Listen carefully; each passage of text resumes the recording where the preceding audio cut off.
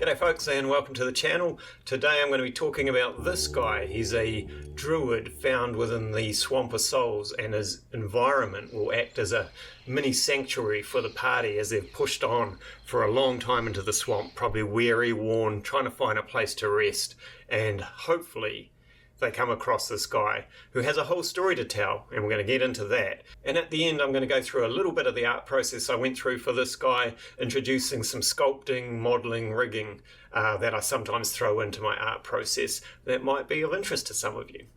So yeah, let's first talk about this guy.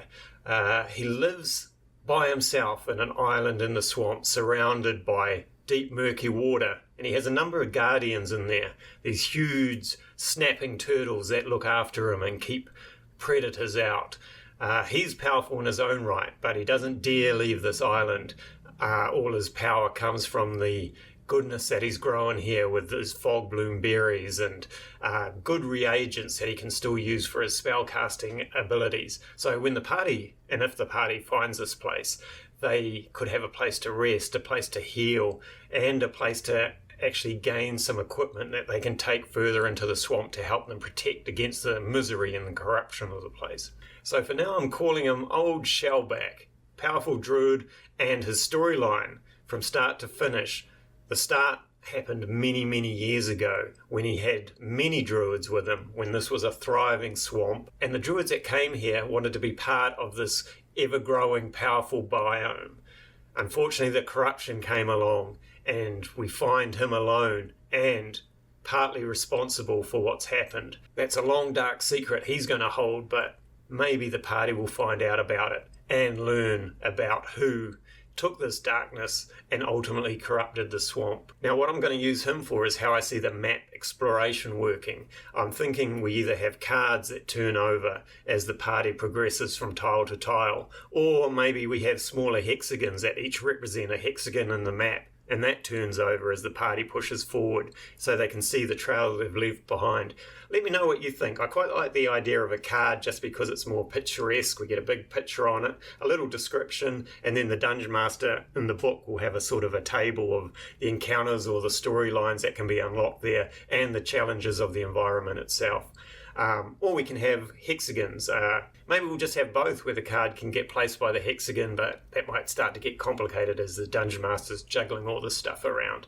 But anyway, you push into this environment, randomly turn over a card, or the Dungeon Master's already laid out the cards knowing the progression the party's going to take for, say, a mini one-shot or a smaller campaign. And when the card's turned over, for this one, you'll see that you come across the island with the Druid Grove in the middle, and this will be described to the party, and they'll have a number of options of how they want to approach it. Maybe the huge shellback turtle, the snapping turtle, will just pull up to the shoreline and give the party a ride back across to the Druid Grove, leaving the party wondering, can we trust this thing? Should we hop on it?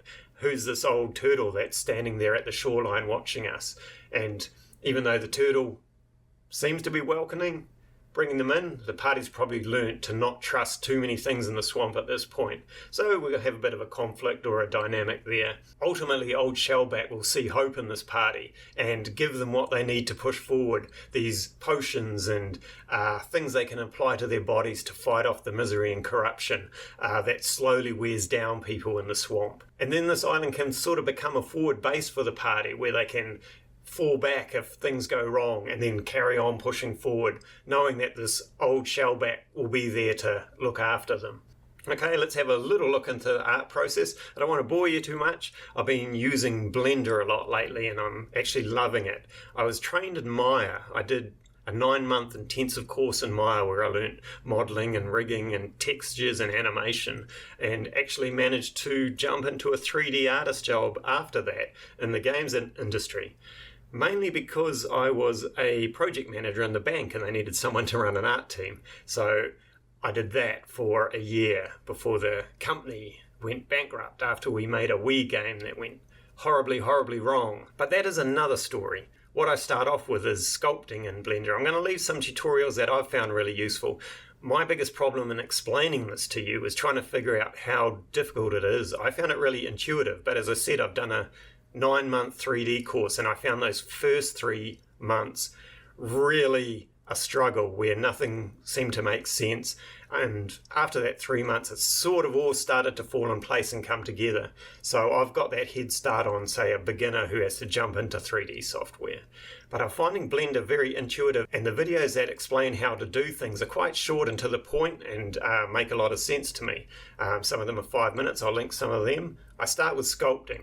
Go into the sculpt mode. I create a sphere and then just use the snake hook tool to pull out the shapes, making sure I've kicked on that Dinotopia box or whatever it's called, and then from there I start throwing on clay onto it using the clay tool. I basically only really use the clay tool and the grab tool to move things around, and I find it a really actually relaxing way to create forms and shapes and get an idea of what the sky is going to look like. You can see I play with it a lot, and then I might go look up some reference like turtle heads and realize what I've been making doesn't look like a turtle head, and make the adjustments, go back, look at reference, then go and play until things look good in my eye.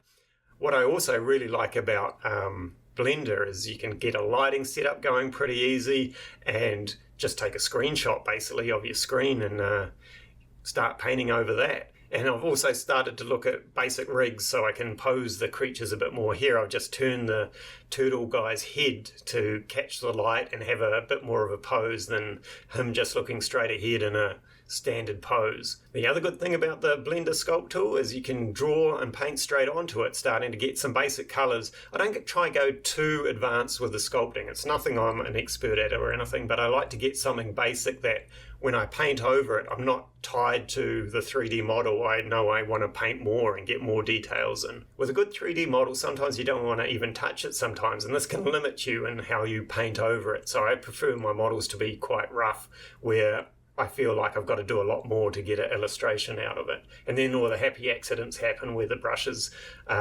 create details. And you can see even here I've ended up liquefying and pushing the shapes even more in the illustration to match that turtle head. And if I wanted to use this model again, I would probably go back in and re-sculpt it to match my new illustration that I've made. Brings me to why I sometimes like creating these 3D models, is because I find maybe I use them quite a bit. I do a lot with a Mofa and can pose them, say for graphic novels, and get all sorts of different looks and feels for them, lighting setups. Not worry about trying to match them to the last illustration too much, because I've got that overall form for them. And you learn actually how to draw faces in a lot of different angles, because you're constantly supplying yourself your own reference that you're painting over. So it's a good way to learn. So that's a little bit of an insight into this environment piece I'm working on, this environment tile that you can unlock as you explore. It comes with its own storyline as old Shellback seeks to help the party push further into the swamp, gives them a place to rest and recuperate as well. So I just wanted to give you a quick glimpse into that. Thank you again for watching my channel, and we'll see you in the next episode. Lots of links below, check them all out. We've got links to the first episode, we've got links to our webpage, we've got links to the Kickstarter project so you can be notified when it comes up. Love to see you at all of those locations. Thanks for watching. Catch you later. Bye.